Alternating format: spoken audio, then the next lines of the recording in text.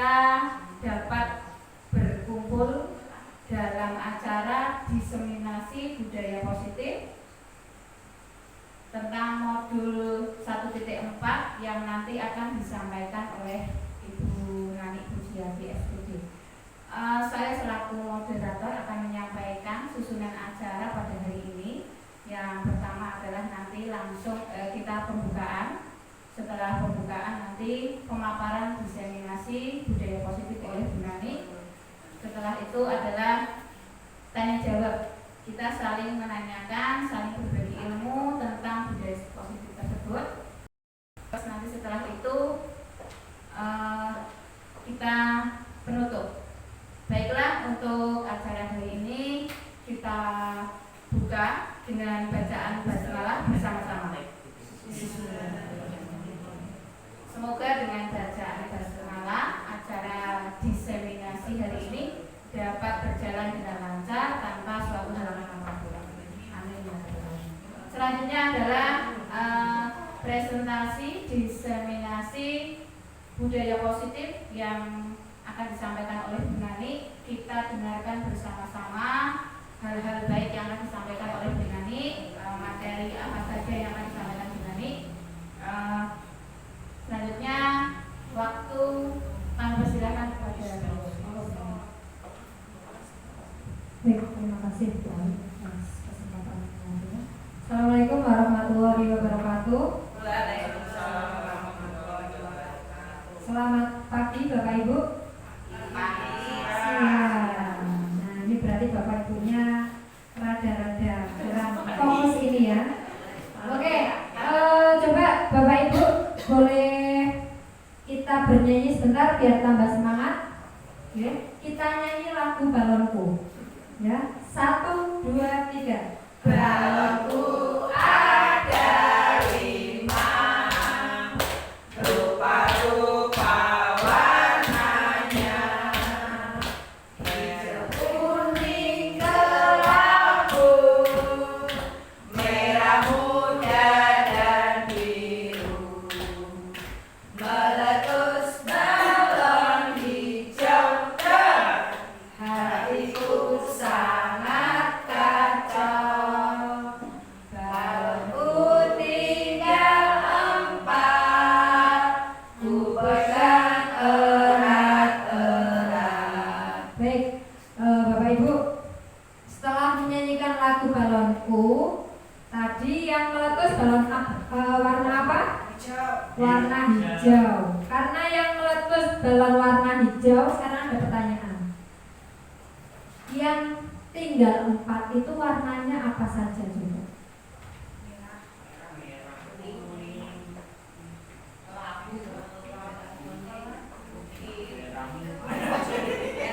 Artinya dari warna ya, ya bari biru,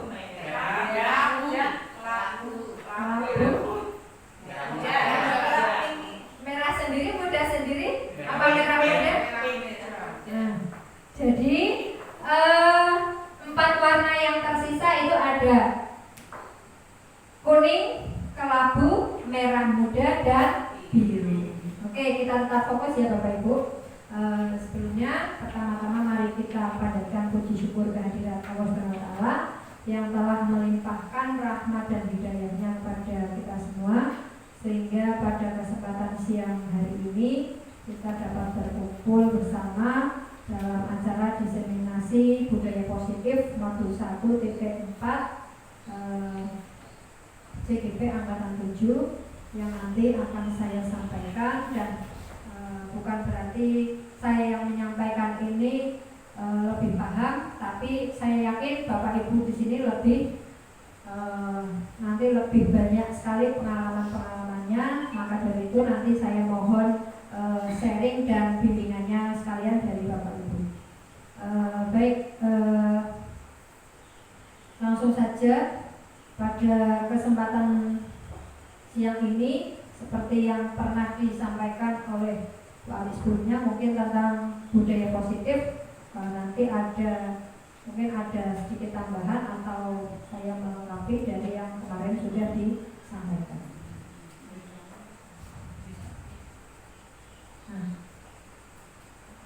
latar belakang dari budaya positif. Jadi budaya positif di sekolah ini sangatlah penting untuk dikembangkan ya, anak-anak yang untuk mengembangkan anak-anak yang memiliki karakter yang kuat sesuai dengan profil pelajar Pancasila.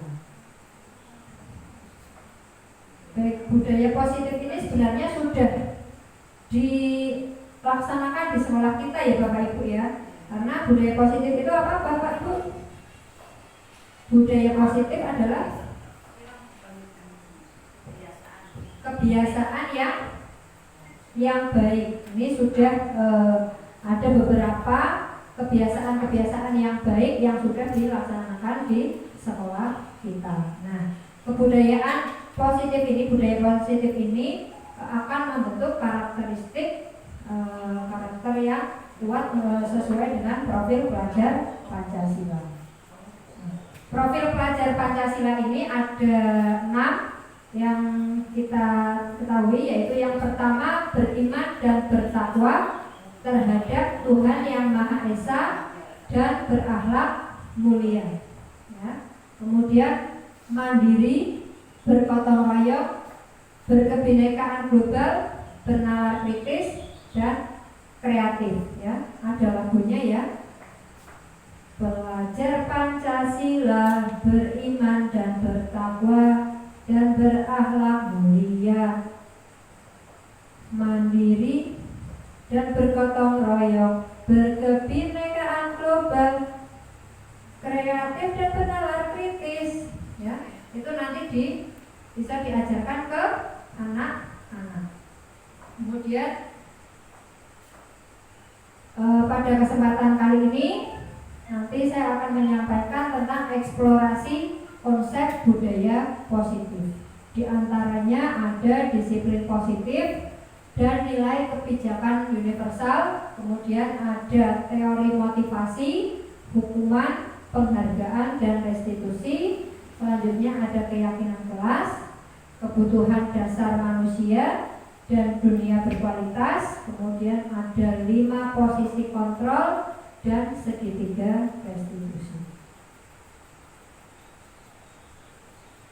Nah, budaya positif. Kebiasaan budaya positif bagi murid ini dimulai dari kesadaran diri sendiri untuk melaksanakan kebiasaan yang baik di kelas dan di lingkungan sekolah. Pelaksanaan budaya positif ini perlu mendapat perhatian dari guru dan pengarahan atau guru menuntun laku anak secara perlahan-lahan. Jadi tidak bisa langsung secara instan anak bisa melakukan budaya positif, tapi perlahan-lahan kita tuntun untuk melakukan pembiasaan budaya positif. Ini gambaran beberapa budaya positif yang sudah dilaksanakan di sekolah kita, kolaborasi bersama dari Bapak Ibu semuanya. Di situ terlihat ada kebiasaan baik di mana anak di pagi hari melakukan doa bersama dan membaca Asmaul Husna, kemudian salin pada Bapak Ibu guru.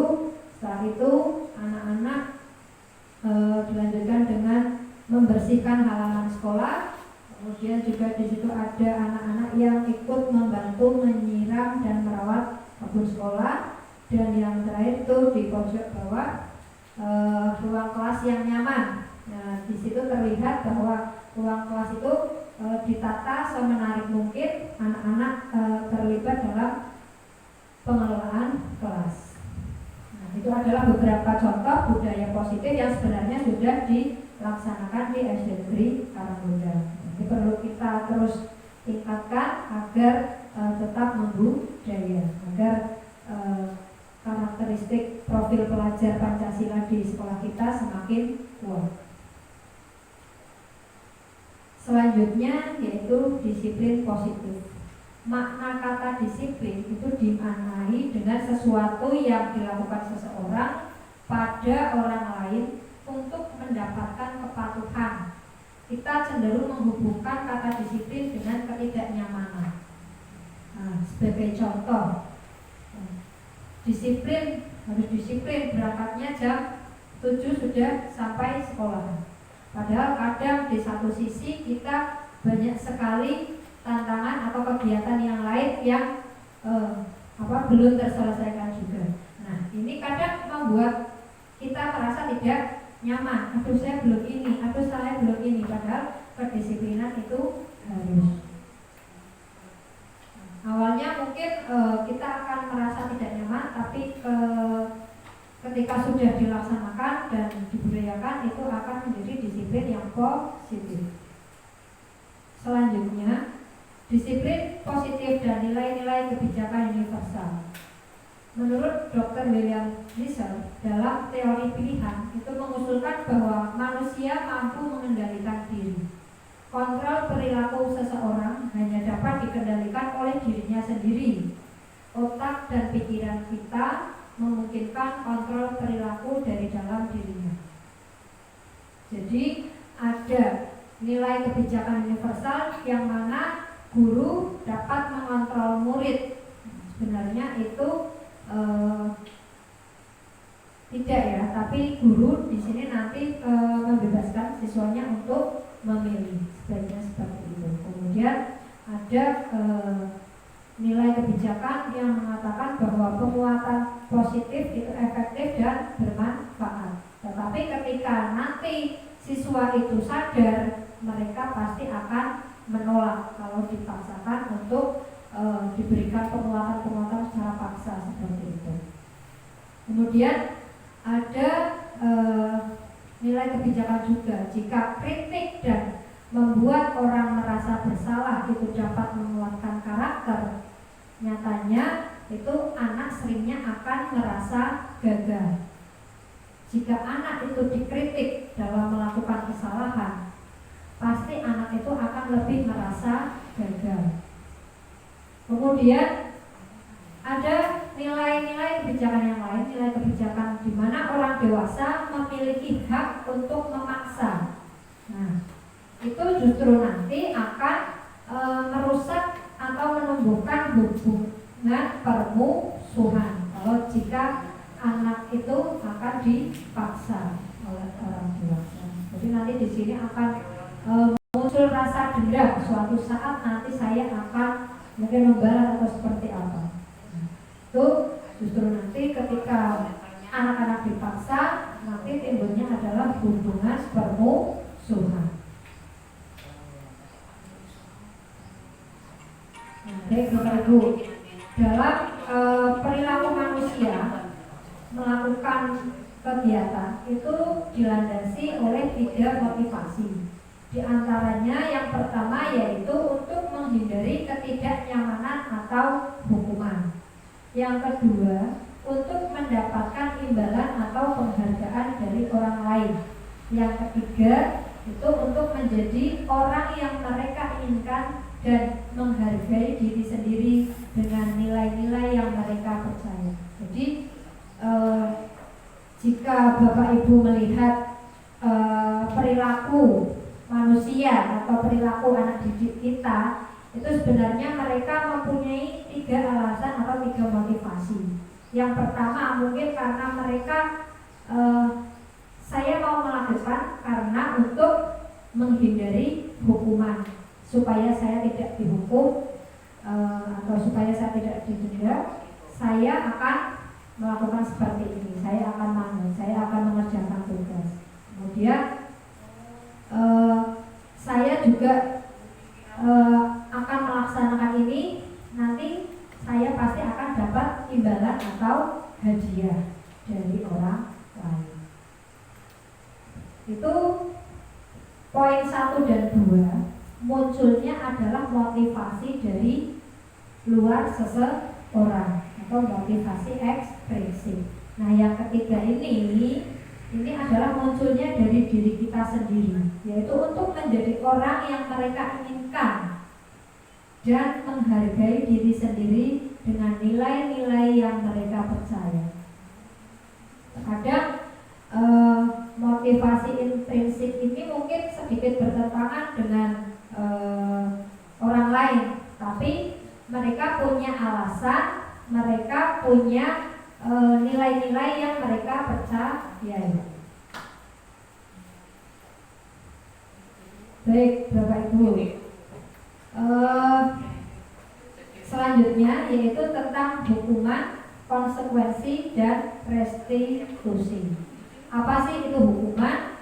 Apa itu konsekuensi? Dan apa restitusi? Apa perbedaannya? Kalau hukuman itu bersifat tidak terencana atau tiba-tiba. Kemudian hukuman itu bersifat satu arah, biasanya hanya diberikan ke siswa. Tapi kalau gurunya yang melakukan kesalahan, kebanyakan tidak dihukum oleh siswanya ya Bapak Ibu ya. Kemudian hukuman berupa fisik maupun psikis. Kadang disuruh untuk berdiri karena tidak mengerjakan PR, karena terlambat akhirnya tidak boleh masuk kelas atau mengerjakan PR di luar seperti itu. Nah, itu bentuk hukuman berupa fisik maupun psikis. Ya, fisik itu yang berkaitan dengan tubuh, kalau psikis itu lebih mungkin membuat mereka merasa minder, merasa tidak seperti yang lain, itu juga merupakan bentuk hukuman. Selanjutnya konsekuensi. Konsekuensi itu sudah terencana atau sudah disepakati bersama, sudah dibahas dan disetujui oleh murid dan guru. Misalnya seperti ini, kita membuat kesepakatan. Konsekuensi itu kesepakatan. Misal jika kalian dalam pembelajaran itu banyak ngobrolnya, ketika nanti jam istirahat tiba kalian belum selesai mengerjakan soal, maka kalian istirahatnya nanti menunggu selesai dikerjakan soalnya. Itu merupakan konsekuensi.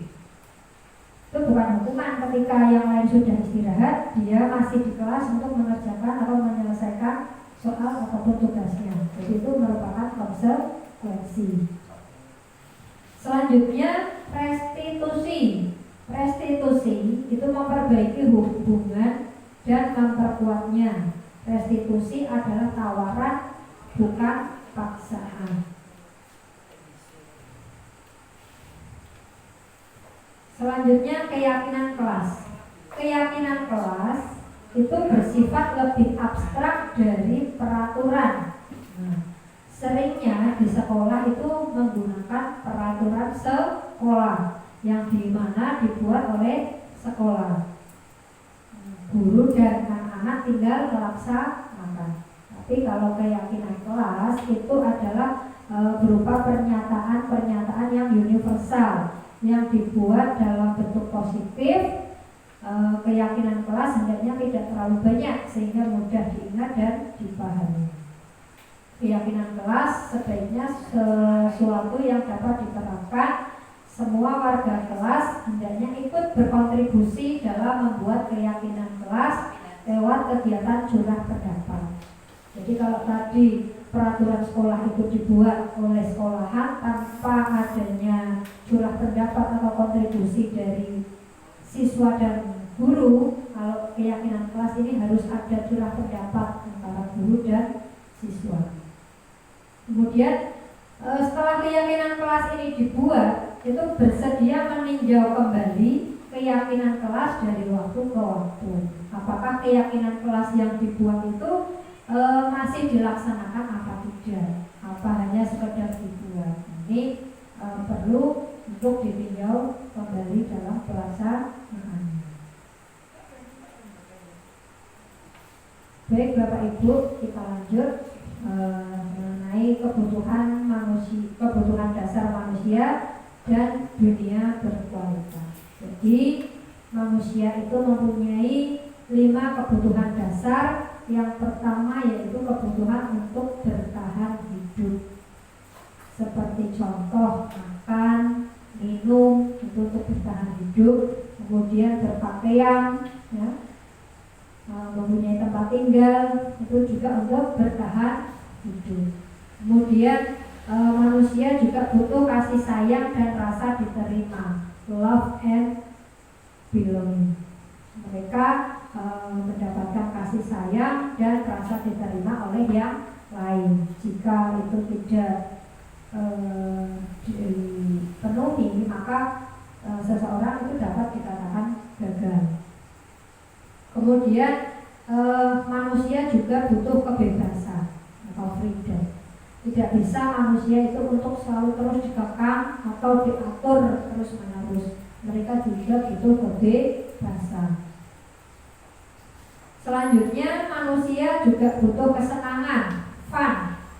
Nah, bagaimana rasanya Bapak Ibu setelah seharian mengajar tanpa adanya tertawa atau rasa senang di kelas penuh dengan materi-materi yang mungkin membuat otak merasa lelah, ya, harus menilai, harus memberikan umpan balik dan sebagainya tanpa ada diselingi dengan kesenangan. Pasti mungkin lambat laun Bapak Ibu akan merasa cepat lelah, bahkan mungkin jenuh, inginnya dan libur.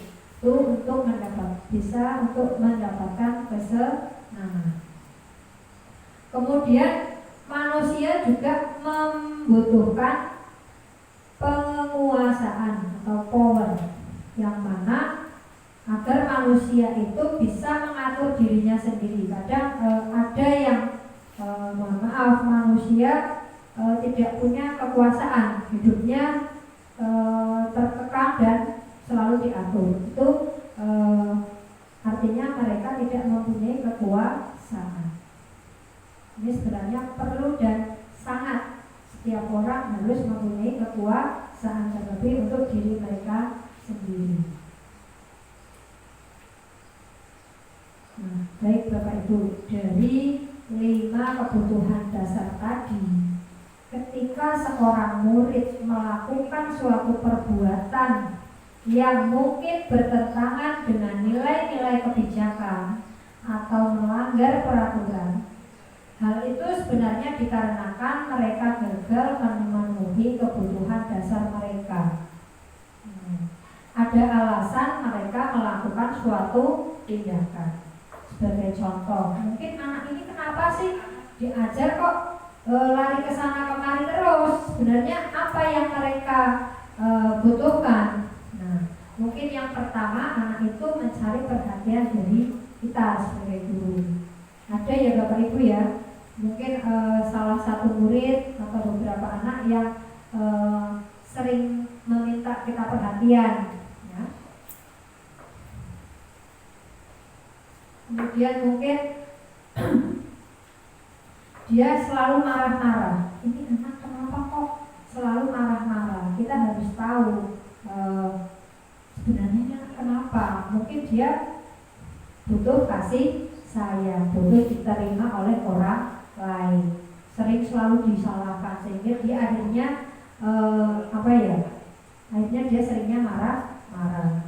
Kemudian ada juga, ini anak kenapa sih kok selalu diam, tidak berani untuk mengeluarkan pendapat. Kita dekati, sebenarnya anak ini butuhnya apa? Ada mereka butuh kekuasaan, butuh power untuk menyampaikan pendapatnya. Kadang dia tidak pernah didengarkan oleh yang lain, sehingga ketika mau menyampaikan sesuatu, anak ini sudah takut terlebih dahulu. Nanti kalau aku ngomong takutnya salah. Nah, itu beberapa alasan dari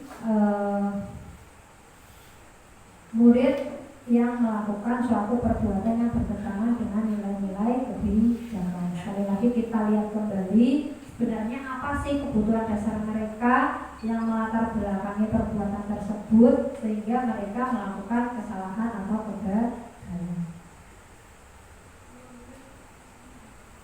Selanjutnya itu ada 5 posisi kontrol. Gosen berkesimpulan ada 5 posisi kontrol. Kelima posisi kontrol tersebut adalah penghukum, pembuat merasa bersalah, teman, pemantau, dan manajer. Bapak Ibu, di sini kita sebagai guru, sebagai orang tua, sebagai masyarakat, kita mempunyai 5 peran atau 5 posisi kontrol yang dapat kita gunakan di sini. Ada sebagai penghukum, pembuat rasa bersalah, teman, pemantau, dan manajer. Kira-kira dari 5 ini semuanya bisa diterapkan apa tidak?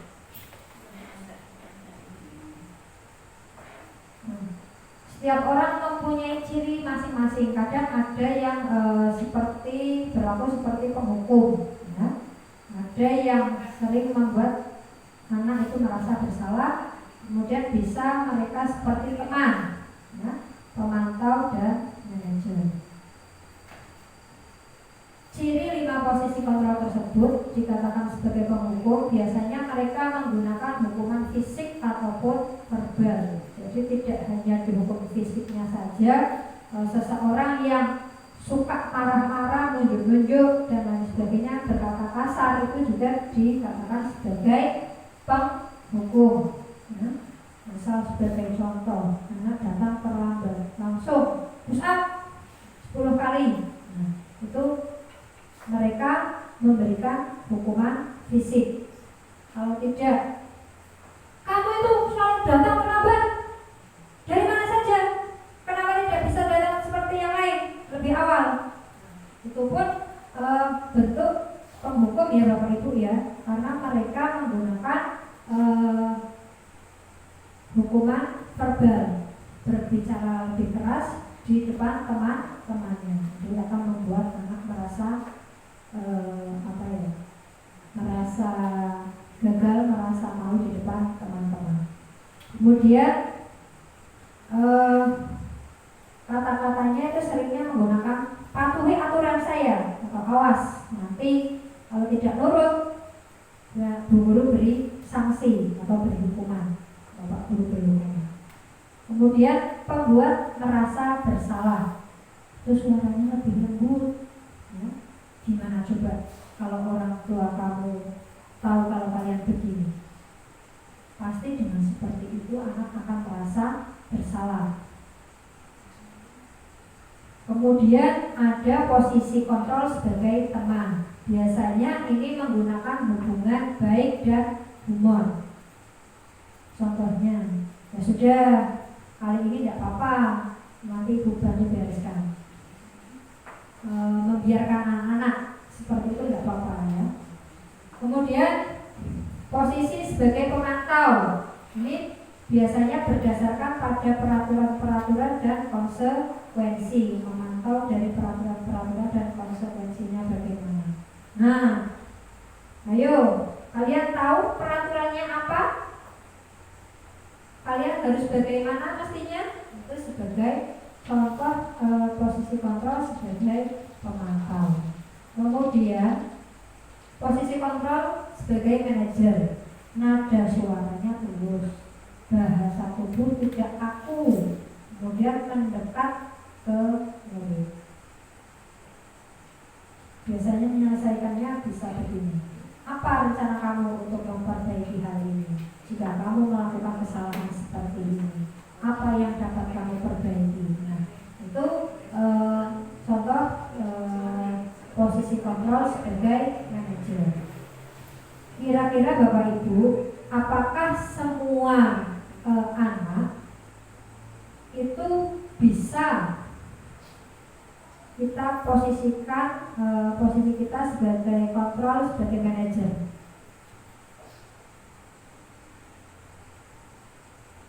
Apakah semuanya bisa dikontrol dengan menggunakan posisi manajer? Ada yang bisa dan yang tidak ya Bu? Nah, tidak semuanya bisa, benar kata Bu Wawan. Ada yang anak ngeyelan ya, mungkin ya Bu Wawan ya. Yang ada anak ngeyelan, merasanya dirinya tidak bersalah, itu kadang harus kita buat merasa bersalah agar dia tahu letak kesalahannya. Kemudian untuk penghukum diberikan ke anak yang bagaimana ini Bapak Ibu?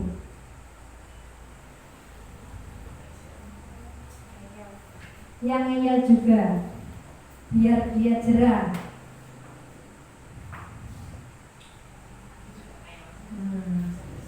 Ngeyel, salah, hukum saja ya Bu. Mungkin seperti mudah. Berapa kali Bu Guru ingatkan, akhirnya dihukum. Oh iya, sudah beberapa kali melakukan kesalahan, akhirnya biar jerah dihukum. Kemudian untuk posisi teman, kira-kira ini posisi kontrol sebagai teman diberikan ke anak yang seperti apa Bapak Ibu? Anak-anak yang baper, anak yang sensi. Betul Bu Ayu. Bu Ayu sudah mempunyai banyak sekali pengalaman dengan peserta didik ya. Anak-anak yang baperan, yang sensitif, yang mungkin pemalu, penakut, ini sebaiknya kita berikan posisi kontrol sebagai teman ya Bu. Kalau sudah anaknya ketakutan, langsung kita posisikan diri kita sebagai penghukum. Besok lagi anaknya tidak mau sekolah. Nah, selanjutnya sebagai pemantau, kontrol sebagai pemantau. Ini bisa diberikan ke anak yang bagaimana?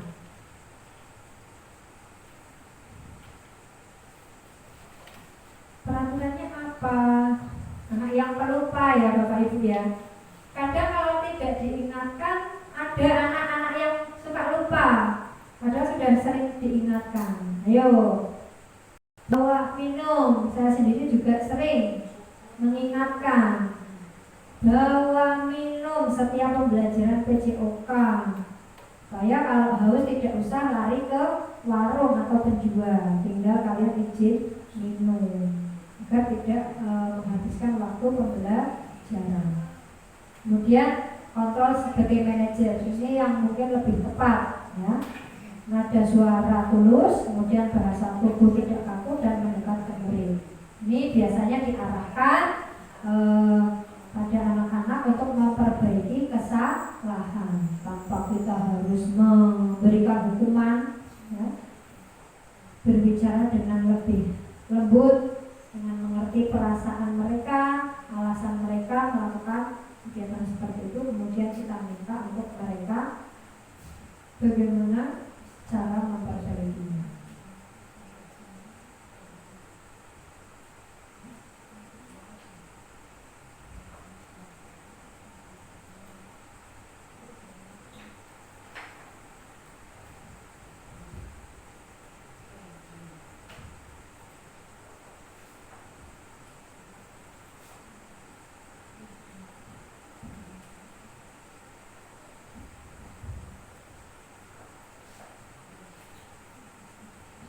Mungkin badannya mau habis apa ya?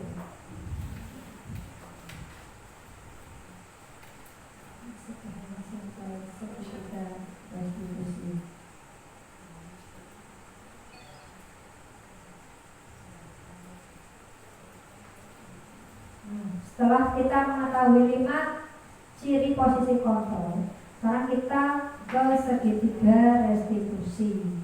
Apa sih restitusi itu?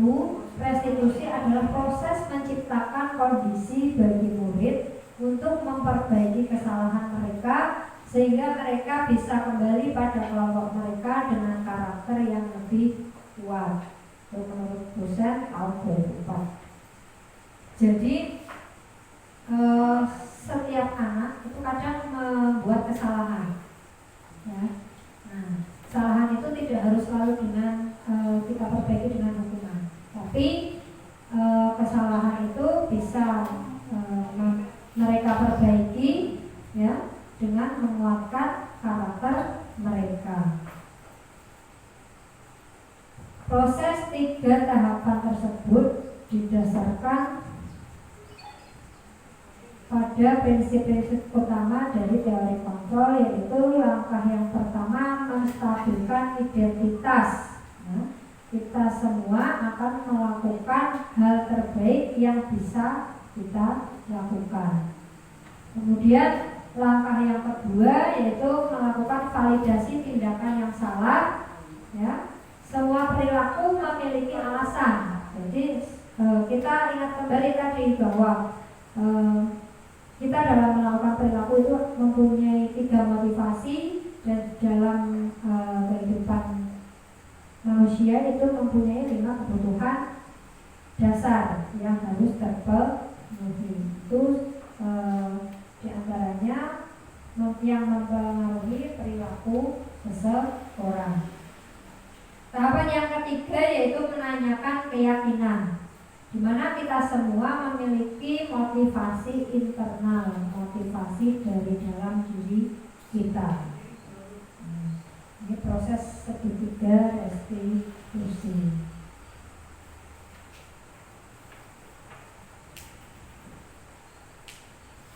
Yang pertama tadi validasi tindakan yang salah, kemudian menstabilkan identitas. Yang pertama menstabilkan identitas, kedua memvalidasi tindakan yang salah, dan yang ketiga adalah menanyakan keyakinan. Setiap orang itu pasti pernah melakukan kesalahan, ya. Tidak ada gading yang tak retak, ya. Tidak ada manusia yang sempurna. Semua orang, setiap orang pasti pernah melakukan kesalahan. Kamu bukan satu-satunya yang pernah melakukan ini, pernah melakukan kesalahan. Kita harus bisa menguatkan anak didik kita jika mereka melakukan kesalahan, dan mereka seringnya ada setelah melakukan kesalahan mereka menangis, ya seperti itu ya. Karena merasa bersalah atau ketakutan. Itu kita harus stabilkan identitasnya. Kita kuatkan bahwa setiap orang pasti pernah melakukan kesalahan. Kamu tentu punya alasan mengapa melakukan itu, ditanyakan. Kenapa kamu seperti itu? Adakah cara yang lebih efektif untuk mendapatkan apa yang kamu butuhkan? Kan bisa nggak seperti itu, bisa dengan cara lain, tidak harus seperti itu. Kemudian langkah selanjutnya kita menciptakan keyakinan kelas apa yang telah disepakati. Kamu ingin menjadi orang yang seperti apa nantinya? Ya. Cita-citamu masa depanmu akan ingin seperti apa? Kita kaitkan. Untuk tahap yang pertama dalam melakukan segitiga restitusi, itu merupakan bagian dasar dari segitiga yang bertujuan untuk mengubah identitas anak dari orang yang gagal karena melakukan kesalahan menjadi orang yang sukses. Ada kan karena mereka melakukan kesalahan, seringnya mereka merasa gagal. Aku merasa sukses. Seperti ini. Kita harus bisa mengubah identitasnya, bisa diperbaiki. Kemudian tahap yang kedua, setiap tindakan kita dilakukan dengan suatu tujuan, yaitu memenuhi kebutuhan dasar. Sekali lagi, setiap tindakan itu dipengaruhi karena kebutuhan dasar manusia. Kemudian tahap yang ketiga, yaitu ketika identitas sukses telah tercapai, tahap 1 dan tahap 2 ini telah dilaksanakan, maka tahap ketiga yaitu untuk dihubungkan dengan nilai-nilai yang dipercaya dan yang berpindah menjadi orang yang dia inginkan. Guru dapat membantu dengan bertanya, seperti apa jika mereka menjadi orang tua itu? Ketika anak yang sudah mendapat gambaran yang jelas tentang orang seperti apa yang mereka inginkan, kemudian guru nanti dapat membantu anak-anak tetap fokus pada gambaran tersebut. Dikaitkan dengan cita-citanya, biasanya anak kecil ini sudah punya cita-cita. Nah, sebagai guru kita ingatkan kembali, kita buat gambaran ingin seperti apa mereka nanti. Ini contoh segitiga restitusi pada kasus anak yang terlambat masuk kelas dan tidak bersepatu.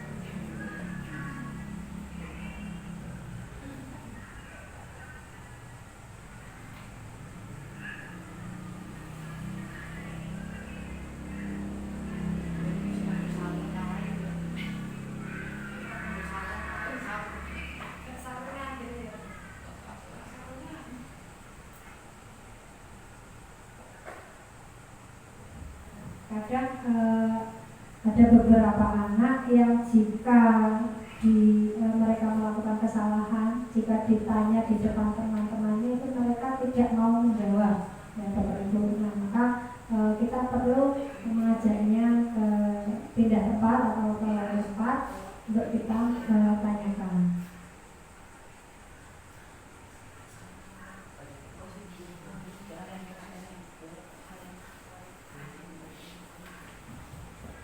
Di sini anak kita bantu tenang, kemudian dan kita arahkan untuk mereka mencari solusi permasalahannya. Itu kenapa? Karena kok pakainya sendal? Ternyata pas pulang itu hujan dan sepatunya ditinggal. Akhirnya dia sadar, oh ya berarti besok lagi kalau musim hujan, kalau mau bawa sandal untuk antisipasi biar sepatunya tidak basah. Jadi pulang bawa sandal, nanti di sekolah tetap pakai sepatu.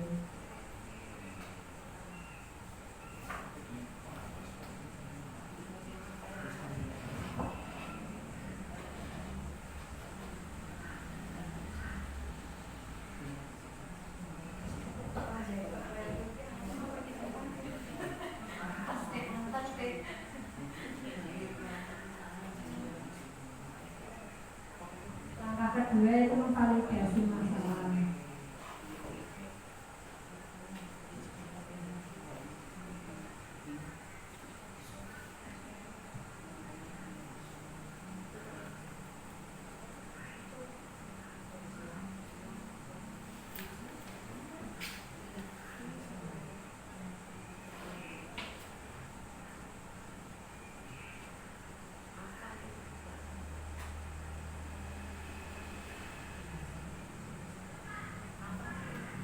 Langkah ketiga yaitu menanamkan keyakinan apa yang akan kita buat di situ, bahwa kalau sekolah ya aturannya pakai sepatu, harus kita taati menggunakan sepatu.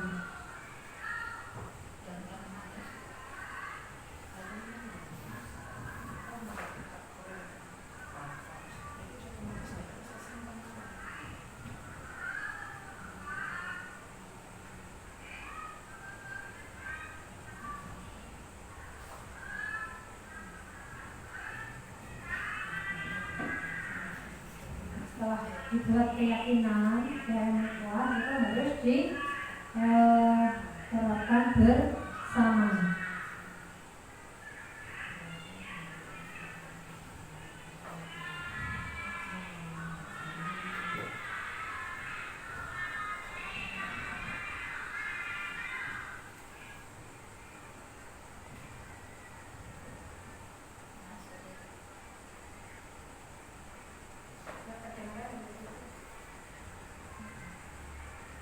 Akhirnya anak merasa sadar, oh iya saya ini salah. Tapi ketika anak itu langsung dimarahi, dihukum, itu nanti malah timbulnya tadi rasa permusuhan, rasa marah ke gurunya seperti itu.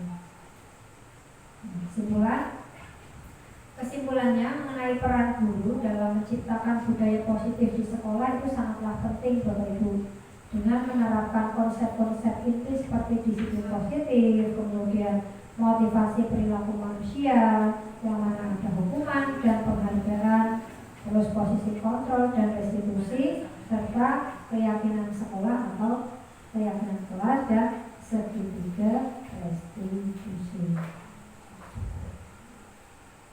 Sekian Bapak Ibu, terima kasih. Kita lanjut ke sesi berikutnya Pak.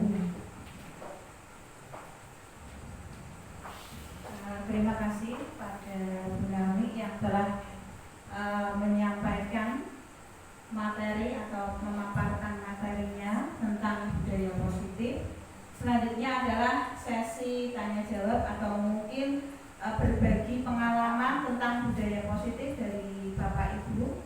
Mungkin bisa menyampaikannya secara langsung, dan mungkin kalau misalnya membutuhkan tanggapan langsung, Bu Nani bisa langsung untuk menanggapinya.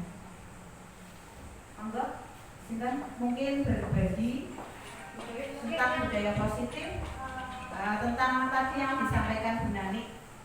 Bu Dewi, 5 posisi kontrol. tentang penerapan budaya positif, pengalaman mungkin berbagi pengalaman atas tadi yang disampaikan oleh Ibu Nani. Jadi monggo tadi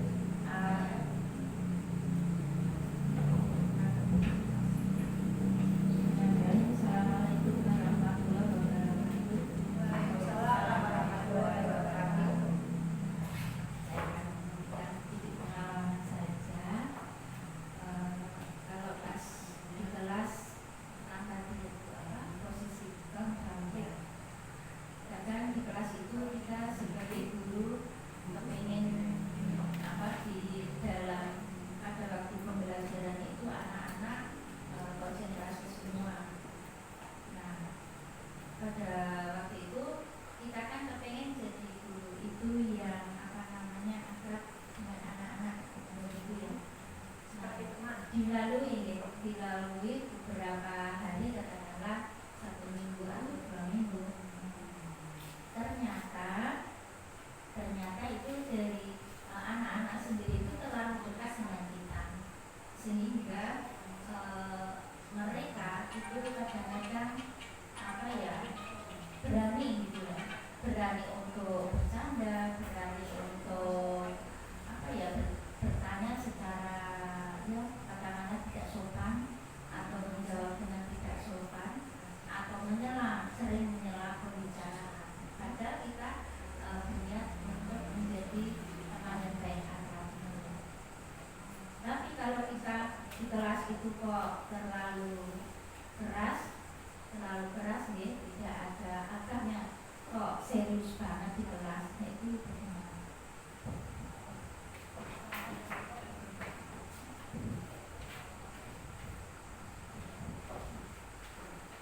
Terima kasih dari Bu Dewi yang telah memberikan atau menyampaikan pengalaman beliau tentang posisi kontrol di kelas beliau. Mungkin ada tambahan atau tanggapan dari Ibu Nani, langsung ditanggapi. Monggo, Bu Nani. Terima kasih Bu Dewi. Baik.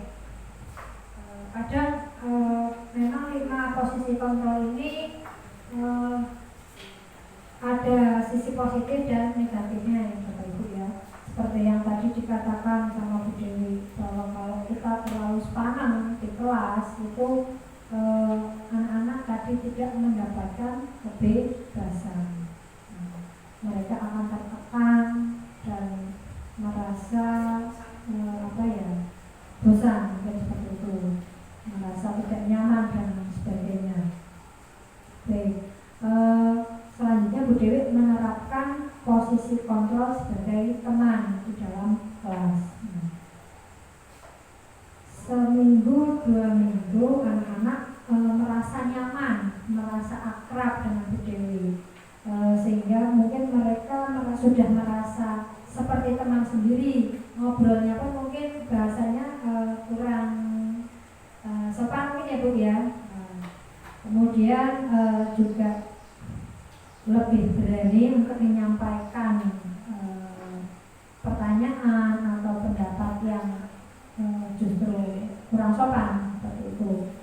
Terus juga berani untuk mencela Bu Dewi. Nah, ini memang tadi Bu, untuk posisi teman itu ada positifnya, ada negatifnya.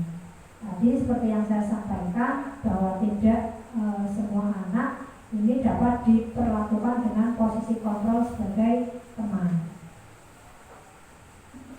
atau tidak bisa semua anak juga diperlakukan dengan posisi kontrol sebagai penghukum atau keras, dengan keras itu juga tidak bisa.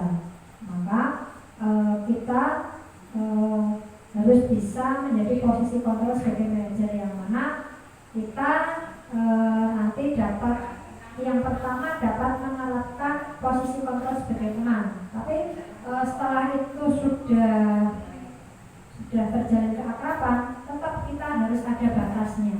Kita tetap kembali ke posisi manajer. Kita tetap tulus kepada mereka, tetap bijak kepada mereka, tetap tidak kaku, tetapi kita bisa mengarahkan, bisa memperbaiki hal-hal yang sebagaimana seharusnya mereka lakukan. Jadi kalau manajer itu bisa lebih bijak, tidak kaku, kemudian lebih dekat dengan murid, tetapi dengan tetap ada batasan. Mereka diarahkan saja, oh kalian nggak boleh seperti ini, walaupun kita akrab, walaupun kita berguru dekat dengan kalian, tetap kalian harus menghormati dan lain sebagainya. Itu Bu Dewi sudah melakukan kembali ke posisi manajer setelah melakukan pendekatan dengan posisi kontrol. Jadi tidak terus menerus dengan posisi kontrol sebagai teman. Karena saya juga beberapa kali pernah menjumpai beberapa guru dengan posisi kontrol sebagai penghukum, itu nanti anak-anaknya akan menjadi keras, menjadi pendendam dan lain sebagainya. Kemudian yang guru berada di posisi kontrol sebagai teman, itu juga murid-muridnya akan melunjak, tidak menghormati gurunya, menganggap seperti teman saja, kurang respect kepada gurunya. Terus akhirnya mereka tidak takut bersikap semaunya. Kita tetap walaupun dekat dengan murid, tetap harus ada batasan seperti manajer. Kita hanya mengontrol mereka, tidak boleh terlalu dekat juga dengan mereka. Seperti itu. Mungkin yang lain, Bu Ayu bisa sharing, Bu Ayu pengalamannya, Bu, berbagi pengalaman baiknya. Mungkin yang 5 posisi kontrol ini, Bu. Nah, dalam satu kelas itu kadang kan karakteristik anak kan berbeda-beda. Bagaimana cara Bu Ayu untuk menyikapi posisi kontrol di dalam kelas? Assalamualaikum warahmatullahi wabarakatuh. Waalaikumsalam warahmatullahi wabarakatuh. Untuk pengalaman saya selama ini, jadi 5 posisi kontrol ini tidak langsung hanya satu saja, tapi di sini bisa kita kombinasikan, misalnya bisa kita menyesuaikan juga dengan situasi dan kondisi pada saat itu. Kadang-kadang saya juga menghukum, tapi menghukumnya di sini maksudnya adalah untuk mendisiplinkan anak. Karena memang pada dasarnya harus dipaksa dulu, tapi dengan cara dipaksa sedikit demi sedikit nanti akan mulai ada kebiasaan yang baik, itu yang saya lakukan. Kemudian juga kita sebagai teman, apalagi kalau di kelas 6 kan anak-anak masa pubertas itu ya, kita juga harus istilahnya sebagai teman dengan mereka secara kadang istilahnya bisa bertanya, bisa istilahnya curhat pada kita selalu guru. Juga sebagai pemantau anak-anak yang istilahnya tadi sudah melakukan kesalahan atau apa, kemudian saya bertanya bagaimana memantau terus ada perubahan atau tidak. Tuh, jadi kali ini untuk saya pribadi biasa secara kombinasi menyesuaikan dengan situasi dan kondisi. Terima kasih. Assalamualaikum warahmatullahi wabarakatuh. Baik, terima kasih Bu Ayu atas berbagi pengalamannya. Karena beliau selalu menyesuaikan 5 posisi kontrol ini sesuai dengan kondisi dan situasi yang ada di kelasnya. Mungkin tergantung karakteristik siswanya, kemudian melihat permasalahannya. Itu Bu Ayu sudah tepat sekali melakukan 5 posisi kontrol. Nah, betul sekali apa yang dikatakan Bu Wahyu tadi, untuk membangun suatu budaya disiplin positif ya Bu, itu memang harus sedikit dipaksakan agar mereka bisa mematuhi peraturan-peraturan yang semestinya. Setelah nanti berjalan dengan lancar, bisa diterapkan, Bu Wahyu bisa beralih ke posisi sebagai teman. Juga sebagai pemantau ketika mengamati kemajuan-kemajuan atau perubahan-perubahan yang terjadi pada peserta didiknya. Mungkin kita batasi 2 tanggapan atau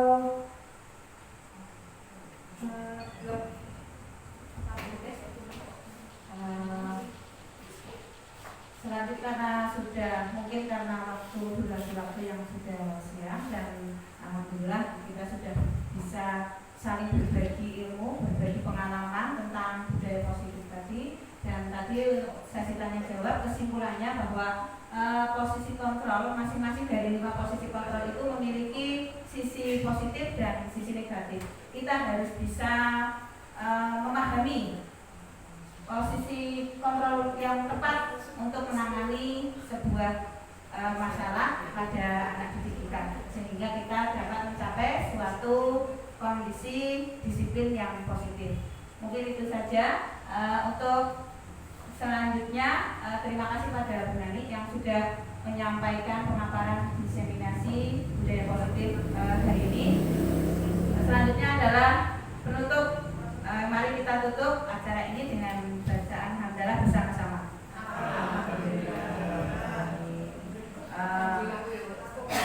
Cukup sekian, terima kasih. Wassalamualaikum